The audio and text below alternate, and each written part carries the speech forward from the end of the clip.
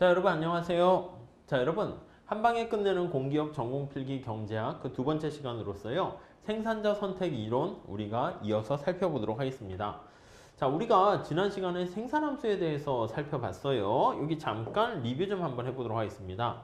자, 우선 생산함수는요. 여기 노동과 자본을 투입을 해가지고요. 뭔가를 만들어내는 작업을 생산이다. 이렇게 얘기를 했었죠. 그래서 이렇게 뭔가를 만들어냅니다. 그래서 이렇게 왼쪽에서 오른쪽으로 흘러가는 그것을 생산함수 이렇게 표현을 했었어요. 자, 그런데 이 생산함수 중에서 여기 나와 있는 것처럼 요거를 고정시키는 것을 우리가 단기다 이렇게 생각해 보시면 되겠고요. L과 K를 다 늘렸다 줄였다 할 수 있는 상황이 장기다 이렇게 봤었어요. L과 K를 다 늘렸다 줄였다 할 수 있는 것을 요거를 장기다 이렇게 보시면 될 것 같습니다. 이해 가시죠? 자, 근데 여기서 그 다음에 요 Q를 또 장기를 분석하려면 Q를 고정시켜서 우리가 분석을 한다고. 왜요? 왜냐면 노동과 자본을 우리가 컨트롤할 수 있는데 3차원의 평면에 표현을 해야 되잖아. 그러다 보니까 요거 Q를 고정시키고 L과 K의 평면에다가 나타내는 그림을 나타낼 텐데 이것을 우리가 등량곡선이다. 요렇게 얘기를 하게 됩니다. 네, 이해하실 수 있으시겠죠? 그래서 이 Q를 고정시키고 L과 K로 표현하게 된 것을요. 우리가 이렇게 표현을 하면 L, K 그래서 이렇게 나타내는 게 바로 등량곡선 이렇게 얘기했습니다. 등량곡선의 성질과 관련해서는요. 우리 지난 시간에 본 것처럼 이런 식으로 원점에서 멀어질수록 우리가 생산량이 증가하고요. 우하향하는 게 일반적이다. 거기까지 얘기를 했었습니다. 거기까지 보시면 되겠고 단기와 관련해서는 조금 얘기를 더 하게 되면 한계 생산인 마지널 프로덕트와 평균 생산인 에버리지 프로덕트 요거와 관련해 가지고 우리가 얘기를 하게 되는 걸 알 수 있습니다. 자, 이번 시간에는요. 우리 등량곡선에 대한 얘기를 좀 더 해보려고 해요. 그래서 등량곡선의 특성을 얘기하려면 우선 동일한 양을 생산한다라는 거에 초점을 맞추시면 되겠어요. 그래서 여기 Q가 있는데 노동과 자본을 투입을 하게 되는 것이죠. 자, 그랬을 때 여기 한번 보세요. 만약에 우리 노동을 만약에 증가시켰다고 할게요. 자, 그렇게 되면 생산량이 증가하지 않겠습니까? 얼마나 증가할까요? 라고 하면 노동을 한 단위 변화했을 때 생산량이 변하는 것을요. 노동의 한계 생산이고요. 곱하기 델타 노동 이렇게 보시면 돼요. 자, 그런데 여기서 끝나는 게 아니라 여기요. K를 또 변화시킨단 말이야. 그래서 K를 변화시켰는데 생산량이 일정하게 고정됐다라는 이 등량곡선이라는 게 뭐야? 생산량이 일정한 점들을 나타내는 거잖아요. 자, 그러면 이거는 K를 한 단위 변화시켰는데 델타 K다. 이렇게 되면 얘가 이제 감소를 하는 거야. 근데 노동을 변화시키고 자본을 변화시켰을 때 그때 Q 값이 일정하게 가만히 돼 있는 그런 상태가 바로 우리가 등량곡선 상에 있는 점을 나타내는 거예요. 자, 그래서 여기 나와 있는 것처럼 노동과 자본을 변화시켰는데 그때 여기 보시면 Q가 일정하게 고정되어 있는 상태 그것을 바로 뭐라 그럽니까? 등량곡선 상에서 이동을 하게 된 것이고요. 자, 그러면 요거 두 개가 같은 거잖아. 그래서 우리가 여기다 한번 칠판에 그림을 그려볼게요. L과 K 이렇게 있을 때 등량곡선을 원점에 대해서 볼록하게 이렇게 그렸어요. 뭐 Q0 이렇게 일정하다고 할게요. 자, 그랬을 때 여기 있는 것처럼 A점에서 B점으로 이동을 했어요. 그래서 노동을 이만큼 변화시켰죠. 노동을 이만큼 변화시켰어. 그리고 자본을 이만큼 변화시켰습니다.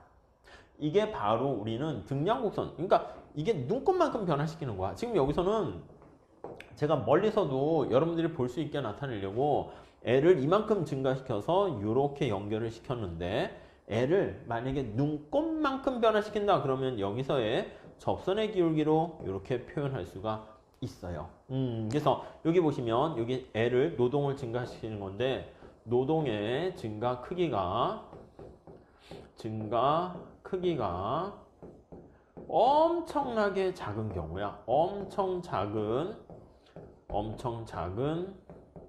0에 가까운 눈곱만큼 크기로 증가시 이렇게 나타냈을 때 그럼 그 점에서의 접선의 기울기를 나타내는 것이죠. 자, 그래서 우리 무차별 곡선의 접선의 기울기를 MRS라고 그러잖아요. 이것도 마찬가지야. 이렇게 여기 보이십니까? 여기 보시면 얘가 고정된 거야.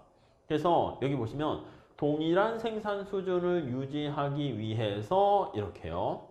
노동을 한 단위 변화시키게 되면은 자본을 얼마나 변화시켜야 되는가. 이게 증가할 수도 있고 감소할 수 있는데 보통은 둘 다 한계 생산이 0보다 큰 좋은 것, 재화 이런 경우를 상정해서 그렇게 됩니다. 자, 그럼 요 식을 한번 정리해 가지고요. 우리가 한번 풀어봅니다. 요 식을 나와 있는 걸 정리해서요. 여기 보시면 델타 L, 델타 K 이렇게. 그렇죠? 이제 K는 감소시키니까. 그래서 요거를 나타내서 여기다가 이렇게 표현으로 나타내게 되면은 어떻게 됩니까? 라고 하면 이렇게 나타낸 것을 여기다 이렇게 적용을 하게 되면은 이렇게 우리가 나타낼 수 있어요. 그래서 우리가 어떻게 할 거냐면 MRTS는 어떻게 됩니까? 라고 하면은 우리가 직관적으로 이렇게 그냥 생각하시면 되겠습니다. 자, 노동과 자본에 대한 교환 비율, 결합 비율이 되는 건데 여기 나와 있는 요거 있잖아요. 요거. 여기 L이 관심사가 되는 거예요. 그래서 L, 노동의 한계 생산 비율을 나타낸다 라고 보시면 되겠습니다. 한계 생산에 대한 비율 이렇게 봐주시면 되겠어요. 그러니까 자본 대비 노동의 한계 생산이 얼마나 높은가 그걸 나타낸다 라고 보시면 되겠네요. 우선 개념 이해 가시겠죠? 노동을 생산량을 동일하게 유지하는데 노동을 한 단위 증가시키기 위해서 자본을 얼마나 감소시켜야 하는가 그걸 나타내는 게 바로 한계 기술 대체율이에요. 자, 그래서 우리가 자본을 노동으로 대체해 간다. 이게 무슨 말이에요? L을 증가시 이렇게 보시면 돼요. L을 증가시. 그랬을 때 노동과 자본 사이의 한계 기술 대체율이 점점 감소하는 자, 등량곡선의 접선의 기울기잖아요. 그게 점점점 감소하는 그런 현상을 한계 기술 대체율이 체감한다. 이렇게 얘기를 하게 됩니다. 이해 가십니까? 그래서 이게 접선의 기울기를 얘기하는 거야. 그래서 다시 한번 정리할게요. 한계 기술 대체율은 바로 뭘 뜻합니까? 라고 하면 등량곡선의 접선의 기울기 이렇게 됩니다. 접선의 기울기.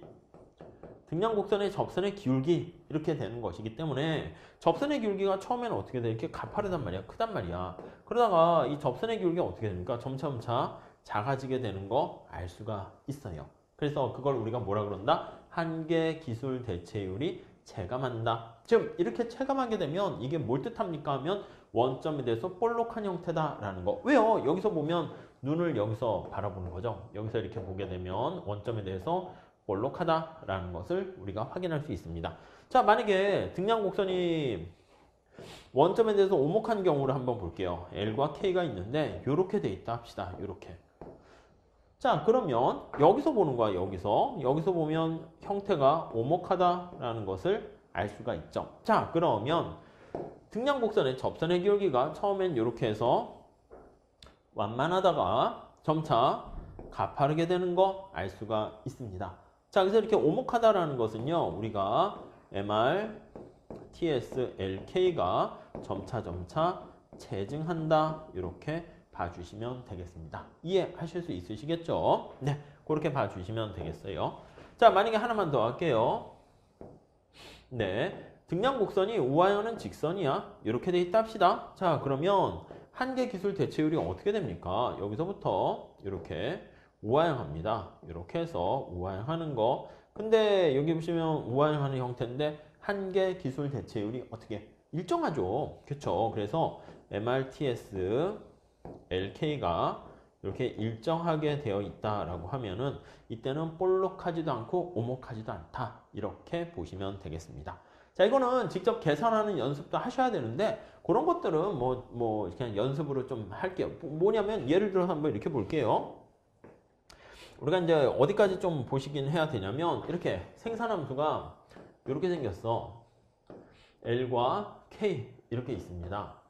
자, 그리고 생산함수가 뭐 L에 플러스 뭐 K 이렇게 있습니다. 이해 가셨죠? 자, 그러면 우리 무차별곡선 때 한 거랑 비슷한데 여기서도 여기서도 MRTS를 구합니다. 그러면 MRTS LK는 자, 어떻게 됩니까? 라고 하면요. 이렇게 쓸게요. 먼저 분자에는 MPL 이렇게 놓고요. 분모에는 MPK 이렇게 놓게 돼요. 네, 이해가시죠? 자, 그러면 이거를 L로 미분하게 되면 2분의 1승, 2분의 1승이잖아. 2분의 1 내려가고요. L에 마이너스 2분의 1, K에 2분의 1 이렇게 되고요. 네, 이해되시죠? 자, 그 다음에 여기는 MPK니까 K로 미분하는 거야. 2분의 1승으로 빼내세요. 그럼 K로 미분하면 2분의 1에다가 L에 2분의 1승, K에 마이너스 2분의 1승 이렇게 되는 것을 알 수가 있습니다. 자, 그러면 2분의 1과 2분의 1 지우고요. 그 다음에 L에 마이너스 2분의 1승 밑으로 내려가니까 K는 밑으로 또 내려가면 위로 올라가죠. L분의 K라고요. 그러면 우리가 한계 기술 대체율은 어떻게 됩니까? 라고 하면 노동을 증가시키는 걸 생각해 보세요. 노동을 증가시키면 여기 분모가 커지잖아. 그럼 얘가 작아져요. 그러면 한계 기술 대체율이 체감합니다. 자, 그러면 등량 곡선의 형태가 어떻게 되는 거예요? 등량 곡선이 원점에 대해서 아무 얘기 안 하면 당연히 원점에 대해서 얘기하는 거예요. 볼록하다 이렇게 됩니다. 네, 이해가시죠? 그래서 이거를 그래프로 한번 직접 나타내 볼게요. 나타내면 이거 제곱하게 되면 루트가 없어지잖아요. L과 K가 되고 K로 정리를 하시게 되면 L분의 Q의 제곱 이렇게 되니까 모양 자체가 L이고 K 이렇게 돼서 이렇게 등량 곡선 형태 되는 거 확인할 수 있습니다. 아셨죠? 자, 그 다음에 만약에 이렇게 있어요. 이렇게 있으면 우리 K로 정리해 볼게요. K로 정리하게 되면 마이너스 L이고 그 다음에 Q 어떤 값 이렇게 되잖아요. 그러면 우하향하는 직선으로 이렇게 돼 있다고요. L, K 해서 우하향하는 이렇게 직선으로 되는 거 알 수가 있습니다. 자, 등량곡선 직접 계산을 해보면 L로 미분하면 어떻게 돼요? L로 미분하면 1이죠. K로 미분하면 어떻게 됩니까? K로 미분하면 1이죠. 그래서 1로 일정하게 됩니다. 네, 이해 가십니까? 네, 그래서 여기 접선의 기울기가 등량곡선의 접선의 기울기가 MRTS인데 MRTS가 일정하다라는 거. 그럼 이거는 우하향하는 직선 형태가 되는 것이죠. 자, 그래서 우리가 직접 계산을 해볼 수도 있고요. 이렇게 MRTS를 구해가지고 MRTS가 체감하느냐, 체증하느냐 그걸 통해서 등량곡선의 형태를 파악할 수가 있습니다. 자, 우리가 이제 등량곡선에 대한 몇 가지 얘기를 볼 텐데요. 레온티에프 등량곡선 이게 완전 보완제 형태를 지니는 거예요. 그래서 L자 형태고 고정 투입 비율 생산함수다. 그래서 우리가 무차별 곡선 때 했습니다. 그래서 이거는 완전 보완제 형태이다 라고 보시면 되겠어요. 여러분, 자동차와 여기서는 지금 노동과 자본을 1대2로 하는 건데 자동차를 만들면 자동차 차체 하나랑 차체 이거 하나랑 바퀴가 이렇게 4대가 같이 이렇게 결합돼서 만들어지는 거 알 수가 있습니다. 그러니까 자동차 차체 한 개와 바퀴가 몇 개? 4개가 결합되었을 때 그때 자동차가 하나 뚝 만들어지는 거 확인할 수 있죠. 그래서 우리가 이 생산함수는 어떻게 나타냅니까 하면 그 무차별 곡선 할 때도 똑같습니다. 그래서 생산함수가 둘 중에 작은 게 전체를 나타냅니다. 그랬을 때 AL과 BK 이렇게 생각을 하시면 되겠습니다. 자, 그랬을 때 우리가 체크하셔야 될 거는 얘가 바로 둘 중에 작은 게 전체를 나타냅니다. L자 형태다라는 거 우리가 확인할 수 있고요. 그쵸? 그리고 L자 형태일 때는 얘 꺾여지는 부분이 굉장히 중요한 건데 요거 두 개가 같아질 때가 꺾여진다라고 생각하시면 되겠어요. 두 개가 같아질 때가 꺾여 이렇게 정리를 하시면 되겠습니다. 자, 그러면 한번 체크해 볼게요. 자, 여기 나와 있는 것도 이게 꺾여지는 부분이 요거 검은 색깔 있잖아. 그게 바로 꺾여지는 이게 결합 비율이에요. 결합 비율이다 라고 보시면 되겠습니다. 네, 이렇게요. 자, 그러다 보니까 여기 그림의 형태를 한번 보도록 하겠습니다. 자, 여기서 그림의 형태를 봅니다. L이 있고요. 여기가 K가 있어요. L자 형태인데 L자요. L자일 때는 이거 꺾여지는 부분이 중요하다니까 요거. 얘가 AL은 BK 이렇게 된다니까 여기에 맞춰서 이렇게 결합 비율이 달라져요. 그러니까 결합 비율이 꼭 1대1은 아니고 이렇게 자동차체와 바퀴 4개인 것처럼 1대4일 수도 있고요. 1대2일 수도 있죠. 안경테 같은 건 어떻게 돼요? 안경 같은 거 안경테 하나랑 안경을 2개 이렇게 결합된단 말입니다. 자, 그렇기 때문에 요 결합되는 비율을 잘 보셔야 돼요. 이해가시죠? 자, 그러면 요거 보시면 요거는 결합 비율 할 때 요 기울기 있잖아요. 요 기울기. 요게 바로 결합 비율을 나타낸다고. 요게 기울기가. 여기서 기울기는요. 이게 여기 보시면 L분의 L0분의 K0 이렇게 되니까 요 기울기는 L분의 K야. 이거 L분의 K로 정리하시면 어떻게 되겠습니까? L분의 K는 1, 2 넘어가고 이렇게 가니까 B분의 A 이렇게 되겠죠. 그러면 요게 다시 정리하면 이게 여기가 어떻게 되냐면 B가 되는 것이고 이게 B가 되고요. 그 다음에 여기가 A가 된다. 이렇게 보시면 되겠습니다. 그래서 결합 비율을 한번 여기다 다시 한번 직접 표현을 해 본다라고 하면은 네, 이렇게 되는 거예요. 네, 여기 보시면 이게 B분의 A죠. B분의 A 이렇게 되는 거 알 수가 있겠어요. 아셨죠? 그래서 우리가 이렇게 되는 형태 잘 체크하시고요.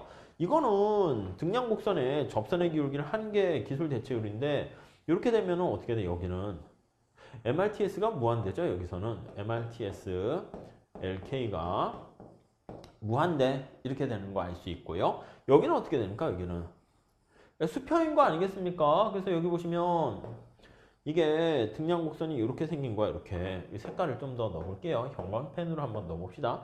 여기서부터 이렇게 돼 있는 거야. 등량 곡선이 이렇게 있는 상황에서요. 그때 여기 보시면 접선의 기울기가 바로 MRTS가 되는 건데 여기서는 MRTS가 LK가 빵이다 라는 것을 알 수가 있습니다. 여기서는 정의가 안 되죠. 이 R점 꺾여지는 부분에서는 접선의 기울기가 정의가 안 되기 때문에 그때는 판단할 수가 없다. 이렇게 정리하시면 되겠고요. 자, 그 다음에 요소 간의 완전 대체일 경우에 등량 곡선 보시면 노동과 자본이 완전 대체가 가능한 경우다라고 하면은요. 이거는 우하향하는 직선의 등량 곡선이다 라고 보시면 되겠어요. 자, 여기 한번 보시면 우리가 Q를 만드는데요. 이것도 결합 비율에 따라 다르죠. 여기 뭐 이렇게 일반화시키면 이렇게 해요. AL 더하기 BK 이렇게 해요. 이게 1일 수도 있고 이게 2일 수도 있고. 그러니까 예를 들면 Q가 A가 1이어가지고 B가 2일 수도 있고요. 아니면 2L이거나 K일 수가 있습니다. 이렇게 돼 있을 수가 있어요. 자, 그러면 여기 나와 있는 결합 비율은 과연 요거 위에 나와 있는 이걸까요? 밑에 걸까요? 그러면 우리가 쉽게 판단할 수 있는 거는요. 우리가 수직축에 여기가 보시면 이게 Y니까 K라고 할게요. K잖아. K로 정리하시면 되는 거야. 그럼 이 기울기는 지금 어떻게 돼요? 기울기는 2분의 4 하니까 기울기가 마이너스 2가 되는 거잖아요. 그러면 요거를 정리할게요. K로 정리하면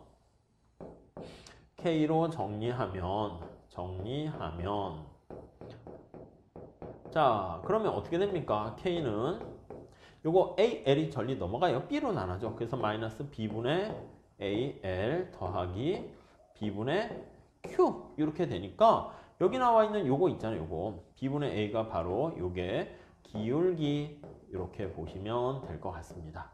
네, 이해하시겠죠? 자, 그러면 요것도 똑같이 한번 정리할게요. 그럼 K는 요거 L이 넘어가요. 마이너스 L이 넘어가니까 마이너스 2분의 1 L 더하기 2분의 Q 이렇게 될 수 있고 요 K로 정리합니다. 그러면 얘는 마이너스 2L 더하기 Q 이렇게 되는 거 확인할 수 있어요. 자, 그러면 여기 색깔을 다른 걸로 해서 한번 강조를 해볼게요. 자, 얘가 기울기인 거 우리 파악하셨죠? 그러면 여기 보시면 얘는 마이너스 2분의 1의 기울기고 얘는 마이너스 2의 기울기야. 그럼 이거 기울기 어떻게 됩니까? 마이너스 2잖아. 그러면 요거에 대한 지금 요 상태 설탕과 이 사람은 사카린을 어떻게 합니까? 라고 하면요. 사카린 한 스푼에 설탕 2스푼 해가지고 우리가 어떤 거를 교환 비율, 대체 비율이 일정하게 되는데 그런 경우는 지금 어떤 형태입니까? 하면 기울기가 마이너스 2가 돼야 되니까 요게 된다라고 보시면 될 것 같습니다. 아셨죠? 이런 것들이 사실 빨리빨리 계산하는 게 연습을 좀 할 필요가 있는데 그거는 여러분들 계산 문제 비슷한 거를 우리 문제풀이 시간에 조금 더 살펴보게 될 겁니다. 자, 우리가 이제 일반적인 경우 콥더글라스 생산함수 같은 걸 이제 살펴보고요. 여기 나와 있는 예외적인 좀 특수한 형태가 이제 완전 대체제 경우랑 그리고 또 하나 완전 보완제 경우 그렇게 살펴봤습니다. 자, 그 다음에 우리가 규모에 대한 보수 개념을 좀 여러분들이 정리를 하셔야 돼요. 규모라는 것은요, 우선 첫 번째는 일반적으로 여기 노동과 자본과 같은 모든 생산 요소를 같은 비율로 변동시킬 때 우리가 얘기를 하는 거야. 노동과 자본을 동시에 같은 비율로 변화시킬 때 그때 산출량이 어떤 비율로 변화하는가 그거를 나타냅니다. 자, 여기 나와 있는 것처럼 이걸로 한번 볼게요. 펜 해가지고 한번 보시죠. 자, 규모에 대한 보수 불변은요, 이 사람 인자 같이 생긴 게 이제 람다라고 읽게 됩니다. 람다 배로 노동과 자본을 증가시킨다라고 할게요. 자, 그래서 Q 생산함수가 있는데 노동과 자본을 이렇게 2배씩 증가시켰어. 근데 아웃풋도 이렇게 2배 증가하게 되면 이게 바로 노동과 자본을 2배 증가시켰을 때 Q가 2배 증가하는 경우를요. 우리가 규모에 대한 보수가 불변이다 해서 CRS다 이렇게 얘기합니다. 여기서 C는 뭐예요? 컨스턴트예요. 컨스턴트. R은 리턴이에요. 리턴. returns to S는 스케일이다. 이렇게 얘기합니다. 규모에 대한 보수가 컨스턴트하다, 불변이다. 그렇게 얘기를 해요. 이해 가시겠습니까? 자, 그런데 이런 경우가 바로 그거죠. 여기 보세요. 노동과 자본을 같은 비율로 증가시켜야 돼요. 똑같은 비율로, 같은 비율로 증가시켰을 때가 의미가 있어요. 여기 노동이 1과 여기 보시면 자본이 거기 보시면 2를 투입했어요. 자, L과 K 거기에 대응되는 Q를 살펴보려고 합니다. 지금 여기 나와 있는 거 다시 보시면 노동이 1, 자본이 2 이렇게 됐어요. 노동이 1, 자본이 2 이렇게 됐는데 색깔 좀 바꿔서 할까요? 노동이 1, 자본이 2 이렇게 됐는데 그때 Q가 여기 10 이렇게 됐어요. Q가 10 이렇게 됐습니다. 이해되시죠? 자, 노동이 여기 보시면 여기가 지금 A점이고 B점 볼까요? B점 여기가 A점 B점 볼까요? B점 B점은 노동이 2, 자본이 4 이렇게 노동을 2배 증가시키고 자본을 2배 증가시켰어요. 2, 4 그랬더니 Q는 어떻게 됩니까? 20 이렇게 됐어요. 20 이렇게 됐습니다. 이해 가시죠? 그러니까 여기 보시면 A와 B점 이렇게 나와 있는 것처럼 노동과 자본을 2배 증가시켰는데 아웃풋이 정확하게 2배 증가했습니다. 이게 바로 규모에 대한 보수가 불변 이렇게 생각하시면 돼요. 언제나 이걸 기준으로 하세요. 규모에 대한 보수 불변을 머릿속에 기준으로 해주시고 여러분 이거 볼까요? 얘는 어떻게 돼요? 규모에 대한 보수 증가 이렇게 나와 있는데 살짝 지워볼게요. 자, 노동과 자본을 같은 비율로 증가시켜야 된다니까 같은 비율로 증가시 한번 볼게요. 여기 보시면 1일 때 2, 그랬을 때 Q가 10 이렇게 돼 있었어요. 이해 가시죠?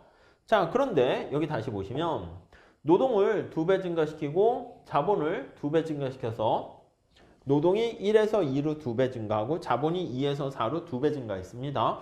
그랬더니 아웃풋이 어떻게 됐어? 10에서 3으로 3배 증가시켰어요. 3배 증가했어요. 이해 가십니까? 자, 그러니까 이 표현이 좀 애매한데 한번 잘 봐보세요. 노동과 자본을 2배씩 증가시켰어요. 2배씩 증가시켰어요. 근데 그때 새로운 아웃풋이 어떻게 됩니까? 하면 아웃풋이 이게 새로운 아웃풋이야. 새로운 아웃풋. 이게 이전에 아웃풋 그거에 2배 증가한 거 대비 2배 증가한 거 대비 네, 얼마나 증가했습니까? 라고 해보면요. 여기 나와 있는 것처럼 증가한 크기가 여기 보시면 3배 이렇게 증가하게 되는 것을 알 수 있잖아요. 그래서 얘가 노동과 자본을 2배씩 증가한 게 아웃풋 2배 증가한 것보다 더 크다. 얘는 3배 이렇게 증가하게 되면 오, 색깔들이 막 변하네요. 제 손이 마법의 손이네요. 이게 샥샥 변했어요. 3배 증가하게 되면 이게 뭐다? 인풋 대비 아웃풋이 2배 이상 발생하게 되는 것을 알 수 있고요. 그게 바로 규모에 대한 보수가 증가하는 IRS다. 이렇게 보시면 되겠습니다. 자, 반면에 노동과 자본을 2배보다 좀 작게 증가시켰어. 그렇게 되면 우리가 DRS 해가지고요. 디크리징 이렇게 표현을 합니다. 자, 규모에 대한 유형 그거 좀 잘 봐주시고요. 이게 이제 비용함수로도 나타내서 평균 비용 이렇게 해서 우리가 확대해서 살펴보게 될 겁니다. 자, 우리가 이제 규모에 대한 보수라든가 이런 거 할 때 동차 생산함수를 가지고 많이 얘기합니다. 그래서 K차 동차 생산함수는 L과 K를 동시에 람다배만큼 증가시켰어요. 근데 그 Q에 람다배 요 K가 들어가 있잖아. 그래서 이게 바로 우리는 K차 이렇게 얘기합니다. 이해가십니까? 그래서 이게 K가 1이면 1차 동차고요. K가 2면 2차 동차고 그렇게 되는 거예요. 자, 이 경우에는 그러면 어떻게 되는가 한번 봐볼게요. 자, 몇 차 동차 생산 함수인가 한번 봐보세요. 자, 노동과 자본을 지금 몇 배 증가시켰다? 람다배만큼 증가시켰어요. 노동을 람다배, 자본을 람다배 이렇게 증가시 이렇게 했어요. 증가시. 자, 노동과 자본을 람다배만큼 증가시켰을 때 여기다 대입을 한번 해봅시다. 그러면 A가 있고요. 그 다음에 람다배 L의 알파, 람다배 K의 베타 이렇게 됩니다. 자, 따로따로 써줘요. 그러면 A가 되고요. 람다의 알파, L의 알파, 람다의 베타, 그리고 K의 베타 이렇게 되는 거 우리가 확인할 수 있겠어요. 그쵸? 자, 요 람다 같이 묶어서 한번 볼까요? 여기 보이십니까? 요 람다 같이 얘랑 얘가 같이 들어가 있어요. 이거 묶어서 한번 앞으로 빼낼게요. 그럼 어떻게 됩니까? 그쵸? 지수 법칙에 따라서 알파 플러스 베타라고 쓸 수 있어. 알파 플러스 베타 이렇게 쓸 수 있고요. 그 다음에 뒤에 나머지 써줘. A, L의 알파, K의 베타 이렇게 됩니다. 아셨죠? 그래서 이 경우 우리 앞서 살펴본 것처럼 이 Q가 뭐야? Q가 요거잖아. Q가. 그러니까 얘가 뭐야? 얘가 Q라니까 Q 이렇게. 자, 우리 앞에서 말씀드렸죠. 뭐라고요? 이 Q 앞에 람다가 붙었는데 그때 K가 붙으면 K차 동차예요. 그럼 여기 보시면 이거 뭐가 붙었어요? 여기 알파 플러스 베타라는 거 보이세요? 그래서 이 경우는 알파 플러스 베타차 동차 생산함수다. 이렇게 보시면 될 것 같습니다. 아시겠죠? 네, 이렇게 정리를 해주시면 되겠습니다. 자, 그래서 우리가 여기 나와 있는 것처럼 알파 플러스 베타가 만약에 1이다 라고 하면은요, 알파, 요 베타 대신에 1-알파가 들어가게 되는 거예요. 자, 그러면 우선 이렇게 나타내면 이게 알파 플러스 베타라고 하면 한계 생산물과 평균 생산물을 계산을 해볼게요. 우리 거의 교재에 넣어놨는데 노동과 자본의 비율만의 함수로 표현을 할 수가 있게 돼요. 자, 이쪽에 한번 볼게요. 자, 만약에 생산함수가 이렇게 있어. 생산함수가 A가 있고 L의 알파, K의 1-알파 이렇게 돼 있다고 합시다. 이거 구하는 연습해 보셔야 돼요. 자, 노동에 대한 평균 생산 한번 해볼게요. 그럼 이거는 어떻게 되는 거냐면 이 Q를요 노동으로 이렇게 나눠주면 그게 평균 생산이 되는 겁니다. 자, 그러면 이거를 L로 나눠주면 어떻게 될까요? 위에 A, L의 알파, K의 1-알파 분의 L 이렇게 되죠. 다시 한번 쓸게요. 다시 한번 수리적인 계산하는 게 좀 불편하신 분들 때문에 한번 신경을 써보면 L의 -1승 요거요. 여기서는 우리가 이제 뭘 본 거냐면 요거 L분의 1이 뭐라고 쓸 수 있습니까? 라고 하면 L의 -1승이다 라고 보시면 돼요. L분의 1은 L의 -1승 이렇게 됩니다. 이해 가시죠? 자, 그러면 이거 한번 다시 정리를 한번 해보도록 하겠습니다. 자, 그러면 이거 정리하면 -1승 있고 여기 알파 있잖아요. 빼낼 수가 있네. A에 L의 뭐 알파 -1, K의 1-알파 이렇게 쓸 수 있어. 알파가 만약에 0보다 크고 알파가 1보다 작다라고 할게요. 뭐 0.5 이렇게 돼 있다 할게요. 그럼 얘는 어떻게 돼요? 얘는 0.5 -1이니까 -0.5잖아요. 그래서 이걸 다시 정리하게 되면 A에다가 L에 밑으로 내려가니까 1-알파예요. 뒤집어진 거 보이시죠? 네, 요거 살짝 이거랑 똑같잖아. -L분의 1 하면 -1 하면 밑으로 마이너스 붙이면서 밑으로 내려가요. 그래서 요거 마이너스 붙이면서 밑으로 내려갔고 K의 1-알파 이렇게 됩니다. 자, 그러면 이거 정리하면 A에다가 L분의 K하고 1-알파로 정리를 할 수가 있어요. 앞에 뭐라고 그랬냐라고 하면 평균 생산물은 어떻게 됩니까? 하면 여기요. L분의 K의 함수로 우리가 표현할 수 있다라고 말씀을 드렸습니다. 됐죠? 한계도 한번 볼게요. 한계 한번 볼게요. 자, 노동에 대한 한계 생산은요. 이거를 Q를 L로 미분을 하는 겁니다. 네, 이해하시겠죠? 자, 그러면 여기 한번 보세요. 이거를 L로 미분하면 알파가 내려가잖아. 알파 내려가고 미분하니까 A, L에 알파 마이너스 1, 그 다음에 K에 여기 보시면 1 마이너스 알파 이렇게 됩니다. 자, 그래서 다시 정리하면 알파 A 이거 앞에 거랑 똑같아. 이렇게 해서 1 마이너스 알파로 해서 밑으로 내려가잖아. 그래서요 L에 1 마이너스 알파분의 K에 1 마이너스 알파 이렇게 되는 것을 알 수 있어요. 그럼 이거 다시 정리해 볼게요. 자, 알파 A 그러면 L분의 K에다가 1 마이너스 알파 이렇게 되네요. 자, 그러면 평균과 한계와의 관계는 이게 지금 뭐라고요? 이게 평균 생산이야. 이게 뭐라고요? 이게 평균 생산이야. 이게 평균 생산. 그러니까 평균 생산에다가 알파배만큼이 MPL이다 라고 보시면 돼요. 그러니까 이 알파가 1이면 어떻게 돼? 평균과 한계가 같겠죠. 이해되십니까? 자, 다시요. 요게 이제 차이가 되는 거야. 요게 바로 뭐라고요? 얘가 평균 생산이 되고요. 그래서 얘가 한계 생산 이렇게 됩니다. 자, 그래서 요 관계식을 보면 따라서 한번 잘 천천히 따라와 보세요. MPL은 알파에다가 APL과의 관계 이렇게 볼 수 있어요. 자, 그러니까 만약에 알파가 1이면 어떻게 됩니까? 알파가 1이면 평균과 한계가 똑같다 이렇게 보시면 될 것 같고요.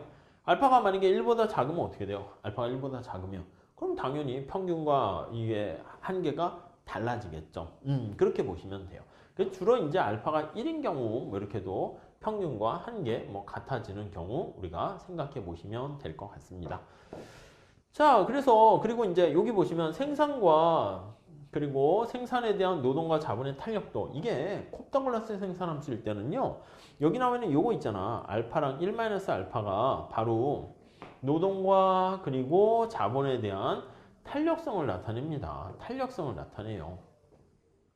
이해하시겠습니까? 이거 어떻게 구할 수 있나요? 이 구해도 괜찮아요.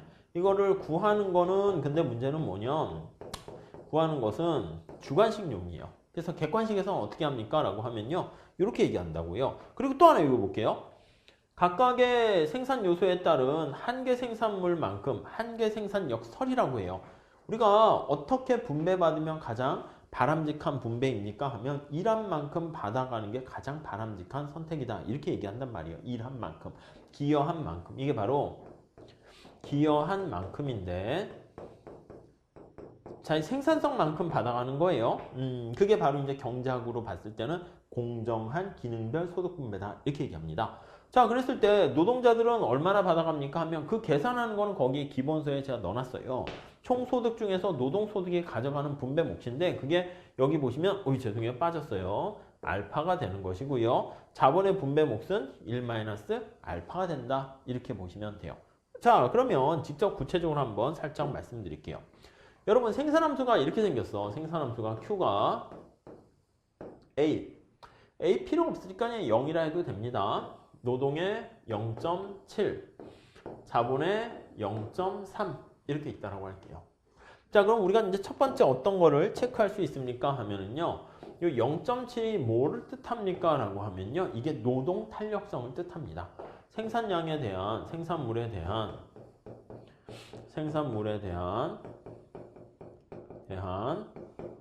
노동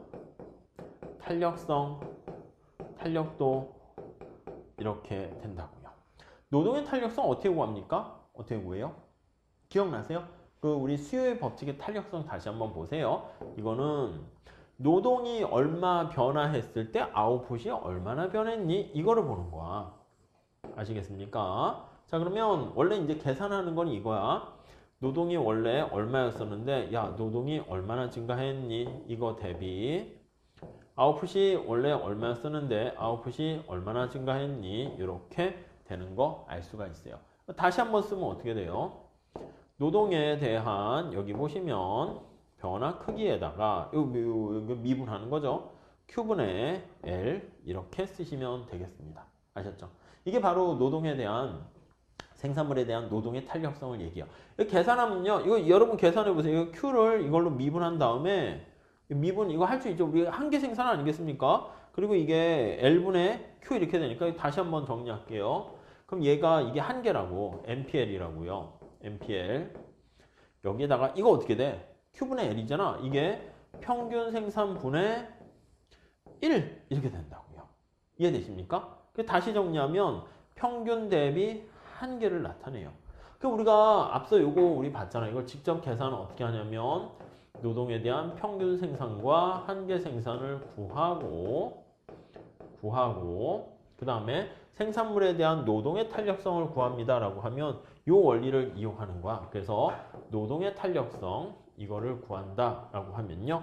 APL 평균 생산분의 노동에 대한 평균 생산분의 한계 생산을 이렇게 해서 표현한다 라고 정리를 하시면 되겠습니다. 아셨죠? 그리고 또 하나 재밌는 건 뭐냐면 이게 생산물에 대한 노동의 탄력성을 의미하는 게 바로 0.7 이게 되는 거고요. 그 다음 이게 전체 총소득에서 총소득 대비 소득 대비 노동에 대한 분배 몫을 나타내요. 분배율. 그럼 전체에서 우리가 70%가 이 두 개 더하면 0.7과 0.3을 같이 더하면 1이잖아요. 그러니까 100% 중에서 노동자가 가져가는 분배 몫이 70%다라고 생각을 하시면 되겠습니다. 아시겠습니까? 예, 그래가지고 여기 나와 있는 0.7이 의미하는 게 바로 무엇인가라고 하면 탄력성이자 분배율, 분배 몫이다. 이렇게 정리하시면 되겠습니다. 자, 이거는요, 우리 분배 몫은 총소득 대비 노동소득이잖아요. 그래서 여기 한번 정리할게요. 총소득 대비 노동의 분배 몫이야. 그래서 어떻게 되냐면 총소득이라는 것은 전체 Q 대비 거기 해설 계산하는 거 나와 있긴 한데 이렇게만 한번 보시고 셀프로 직접 한번 풀어보세요. 임금 얼마나 받아가는 게 좋습니까 하면 노동의 한계 생산 대비 이게 바로 노동의 분배 몫이야. 다시 한번 쓸게요. 그래서 여기가 Q고요. 여기 임금에다가 여기 L 이게 바로 총소득 대비 노동 분배율이다 라고 하면 될 거예요. 자, 그럼 이것도 가만히 살펴보면 여기 보시면 MPL 있잖아요. 이해되셨죠? 이거 어떻게 돼? Q분의 L이 있잖아. Q분의 L이 뭐라고요? 한계. 그럼 이것도 정확하게 요거랑 두 개 똑같다라는 것을 알 수 있어요. 자, 다시 한번 보세요. 생산물에 대한 노동 탄력성을 계산하면 이게 평균과 한계로 표현해서 평균 생산분의 한계 생산 이렇게 되는 거 알 수 있습니다. 마찬가지로 총소득 대비 노동의 분배율은 어떻게 됩니까? 라고 하면 역시 평균 생산분의 한계 생산 이렇게 얘기를 할 수가 있겠습니다. 이해가시죠? 그래서 결론적으로요. 여기 나와 있는 것처럼 이렇게 있으면 알파 베타라 하면은 요거 알파 베타가 1이라고 하면 알파 1 알파 이렇게 있으면 이 노동 앞에 붙어 있는 이 알파가 무엇을 뜻합니까? 하면 노동의 분배율, 노동의 탄력성 이렇게 된다라고 보시면 되겠습니다. 자, 이게 이제 우리가 이제 규모에 대한 얘기를 한 건데요. 요거랑 좀 구별해서 보셔야 될 게 뭐가 있습니까? 하면은 범위의 경제 개념이요. 범위라는 것은 economies of scope이에요. scope이라는 게 범위를 넓힌다 그런 표현입니다. 그래가지고 한 제품의 생산이 다른 제품의 생산에 영향을 미쳐서 따로따로 생산하는 게 아니라 이 범위의 경제라는 것은 같이 생산하니까 같이 생산 시 약간 시너지 효과가 발생하게 되면 그게 바로 우리는 범위의 경제가 있다 이렇게 생각하시면 되겠습니다. 자, 그러니까 따로따로 생산하는 것보다 같이 생산할 때 비용이 더 적게 들게 되면 그게 바로 시너지 효과가 있다 이렇게 하는 거예요. 뭐가 시너지 효과가 있을까요? 경작을 공부하는데 뭐 시험 공부할 때는 뭐 그닥 많이 쓰지 않지만 내가 대학원을 간다 그러면 수학을 경작에서는 또 많이 쓰게 되니까 수학이라는 내용을 많이 들으면서 경작을 하게 되면은 시너지 효과가 발생할 수 있고요. 근데 앞으로는 좀 많이 또 심리학 이런 쪽으로도 문화, 제도 등등 이런 걸로 많이 확장되고 있기 때문에 그런 거랑 같이 또 고려를 해 보셔야 되는데요. 자, 발생 원인은요. 생산 공정이 비슷한 경우에 발생하는 거야. 여러분 생각해 봐. 우리 만약에 주류 산업을 제가 한다 합시다. 제가 맥주를 생산한다고 할게요. 맥주 생산할 때 생산하는 그 뭐라고 할까? 그 과정, 공장 이것도 중요한데 물이 또 중요한 거 아니겠습니까? 물, 원료가 되는. 그리고 맥주를 생산한 다음에 유통하는 유통 판매망 있잖아. 유통망. 이것도 되게 중요해요. 각각의 식당에다가 어떻게 맥주를 공급할 것인가. 그런 상황인데요. 내가 소주도 같이 생산한다고 할게요. 그럼 소주도 맥주랑 비슷하게 물이 또 필요하지 않겠습니까? 물이 이제 필요하단 말입니다. 그리고 소주도 각각의 식당에 이제 판로를 개척해야 돼요. 판매망을 쫙 개척을 해야 되는데 이미 우리는 맥주에 대한 유통망을 가지고 있어요. 그렇게 되니까 그거를 소주에다 그대로 적용을 하게 되면은요. 그냥 시너지 효과가 있어가지고 우리가 미리 구축했던 네트워크 구축망을 그대로 활용할 수 있을 겁니다. 또 더 나아가서 이것도 마찬가지야. 생산 공정뿐만 아니라 그래서 선풍기와 냉장고, 에어컨은요. 전부 다 제일 중요한 게 뭐가 중요한 겁니까? 모터가 제일 중요한 거잖아. 그래서 우리가 모터가 씩 소리가 안 나면서 핑 돌아가야 된다고. 그러니까 선풍기, 에어컨, 냉장고 이렇게 우리가 모터에 대해서 어떤 기술을 가지고 있다라고 하면요. 그걸 가지고 골고루 생산할 때 비용이 훨씬 더 적게 든다라고 보시면 되겠습니다. 이해 가시겠습니까? 그래서 아니면 뭐 이런 거 생각하시면 돼. 우리 그 카메라 렌즈 있잖아. 그 만드는 뭐 코닥이나 뭐 이런 거 옛날에 보면 뭐 많이 있었는데 그런 광학 렌즈를 잘 만드는 데는 의료기기에도 강점이 있지 않겠습니까? 왜냐? 의료기기 하면 이제 현미경부터 해가지고 그런 거에도 의미가 있고, 그 다음에 이 안경 렌즈 이것도 이게 잘 어떻게 유리를 깎는가 이게 중요한 것이기 때문에 카메라 렌즈, 안경, 의료기계 이런 거에 다 같이 사용할 수가 있게 된다라고 보시면 될 것 같습니다. 자, 그래서 이렇게 범위의 경제를 우리가 사용하게 되면요, 골고루 생산하는 경우가 훨씬 더 따로따로 생산하는 경우보다 훨씬 더 낫다. 이렇게 보시면 될 것 같습니다. 아셨죠? 자, 그래서 이 규모의 경제랑 범위의 경제는 약간 개념이 직접적인 관련이 좀 없어요. 무슨 말씀이냐면 여기 한번 보시면 자, 규모의 경제는요, 말 그대로 생산 규모를 크게 했을 때 만드는 거예요. 그러니까 하나의 생산을 대량 생산 시 얻게 되는 이득이다라고 보시면 되겠고요. 이거는 대량 생산 시. 그러니까 하나에다가 올인을 하게 되는 거야. 생산 시 얻게 되는 이득이고요. 범위의 경제는 뭐가 됩니까 하면 이코노미즈 오브 스코업이라고 말씀드렸어요. 지금 골고루 생산할 때가 시너지 효과가 있는 거예요. 그러니까 골고루. 우리가 이제 기업이라고 하면 우리가 다각화라고 들어봤죠. 이것저것 다 같이 하게 되는 거예요. 그러니까 이 두 가지 개념은요, 직접적인 관련이 있어요, 없어요? 없어요. 그래서 시험 문제에서는 규모의 경제가 발생하는 규모의 보수 체증이 되면 범위의 경제가 발생한다. 이런 식으로 해서 물어보는데 띵! 아무 관련 없습니다. 이렇게 보시면 되겠습니다. 아셨죠? 자, 그래가지고요. 우리가 지금 규모의 경제와 범위의 경제 얘기를 좀 해봤고요. 추가적으로 이제 기술 진보가 발생했을 때 생산함수가 어떻게 되는가? 그걸 볼게요. 우선 기술 진보는 시간이라는 게 들어갑니다. 그래서 여기 타임이라고 들어간 거예요. 이게 타임이라는 시간이 가미가 됩니다. 그래서 시간이 감에 따라 이걸 우리가 동태적이다 이렇게 얘기해요. 동태적이다.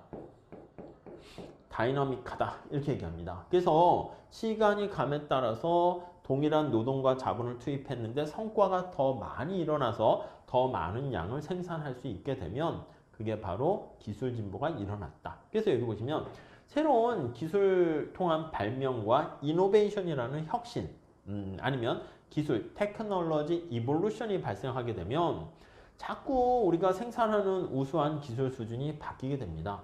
자, 그러면 이게 A가 이제 더 커지게 되면은요, 동일한 노동과 자본을 투입했을 때 아웃풋이 훨씬 더 많이 일어나게 돼요. 그래서 여기 보시면 기술 진보가 일어나면 똑같은 노동량과 자본량을 투입했는데 종전보다 더 많은 생산량을 우리가 생산할 수 있게 되고요. 이거 뒤집어서 얘기하면 똑같은 목적을 달성해요. 동일한 양을 생산하는 데 있어서 더 적은 노동과 자본을 투입할 수 있게 된다. 이게 바로 기술 진보가 일어난다. 이렇게 보시면 되겠습니다. 자, 그래서 우리가 살짝 그래프를 가지고 잠깐 한번 설명을 드려볼게요. 자, 우선 첫 번째는요, 우리가 기술 진보가 일어났다라고 하면은요, 여기 노동을 우리가 투입했을 때 Q를 만들어냅니다. 그럼 이전에는 이렇게 생산함수가 돼 있었어요. 내가 노동을 여기서부터 L0를 투입하면 그때 아웃풋이 이만큼을 생산했어요. 10개를 생산했다라고 합시다. 기술 진보가 일어나면 이게 생산함수가 위로 올라가는 거야.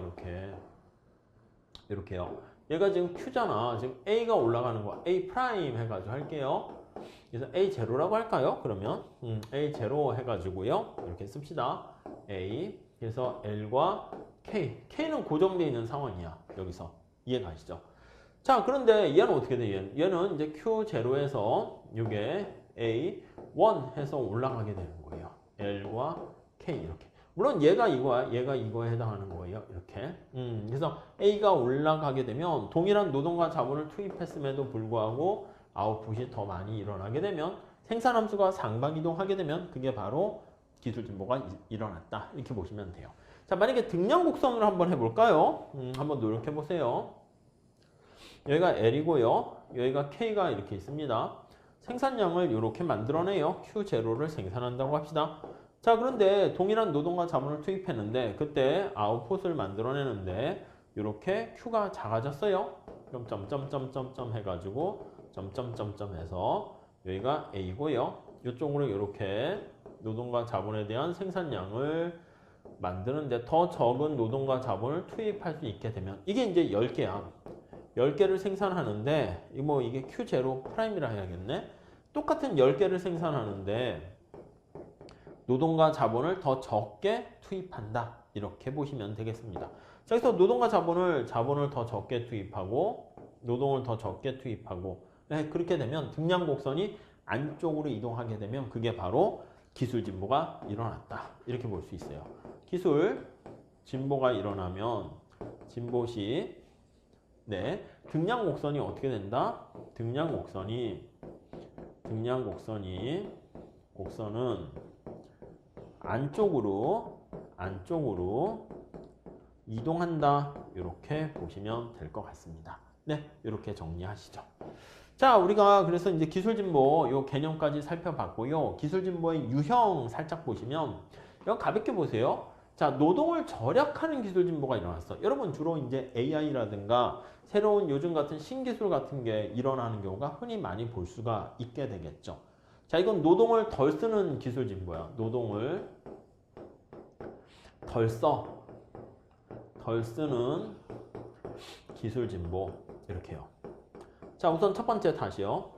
기술 진보가 일어나면 등량 곡선이 안쪽으로 이동하는 거 보이시죠? 여기 파란 색깔에서 검은 색깔로 이렇게 가게 된 거예요. 기술 진보 이전보다 기술 진보 후 하면은 등량 곡선이 안쪽으로 이렇게 이동을 하게 됩니다. 자, 그런데 여기 보시면 이 점에서 우리가 선택하고 있었는데요. 극단적인 표현을 쓰고 있는데 이게 F점으로 갔다 할게요. 기술 진보가 이렇게. 아니 그러면 노동과 자본의 투입 비율이 어떻게 돼요? 그렇죠. 노동은 더 줄이고 자본은 별로 줄지 않았잖아요. 그래서 우리가 만약에 여기 한번 봅시다. 형광펜으로 L분의 K를 나타낸다 그러면 여기를 선택할 때 이 궤적이니까 이게 L분의 K라고 했어요. 기술 진보 전 이렇게 보시면 되겠고 기술 진보 후 어떻게 됩니까? 라고 하면 L분의 K를 나타내는데 이 L분의 K가 이거 아니겠습니까? 이 기울기가 이렇게 가파르게 된다는 거는 어떻게 되는 거예요?